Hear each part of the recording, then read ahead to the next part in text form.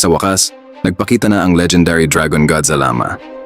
Habang nagtitraining sina Goku at Vegeta sa Planet Beerus, biglang may nangyari. Nagmalfunction ang angel staff ni Whis at doon nagmanifest si Zalama, isang nilalang na dati nang nasil. Ayon kay Whis, noon pa man sinubukan ni Zalama agawin ang trono ng pinakamataas na ruler, pero natalo siya sa tulong ni Beerus at iba pa. Ang pinaka-nakapigil sa kanya ay si Amsei, ang ninuno ng Saiyans, na nagsil sa kanya gamit ang Super Dragon Balls, na siya rin ang gumawa. Pero dahil madalas gamitin ang Super Dragon Balls, nakahanap ng chance si Zalama na makawala. Kaya pinapunta ni Whis sina Goku at Vegeta para harapin siya. Ramdam na ni Zalama ang presence ng mga Saiyan, kaya walang usap-usap, laban agad.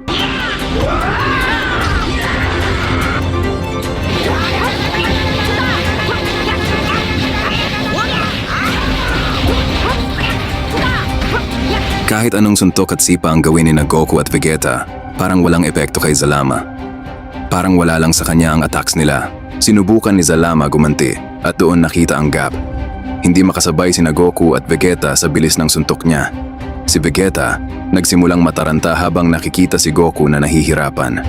May linya pa si Zalama na parang sinasabi na humina na ang mga Saiyan ngayon. Sinagot naman nila na iba na ang path nila.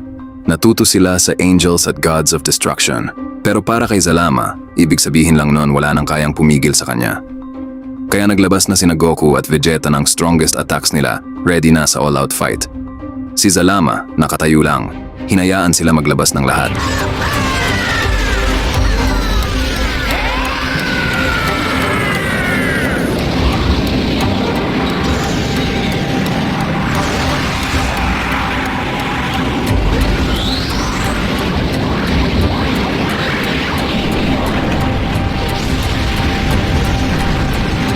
Nagbanggaan ang energy attacks nila at nagdulot ng malaking explosion sa space.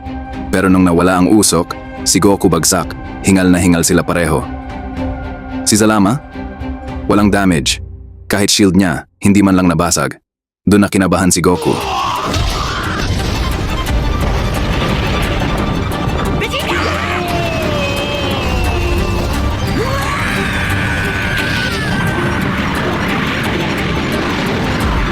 Biglang naglabas si Zalama ng green beam, tinamaan si Goku at napalipad sa sobrang layo, parang ibang planeta pa.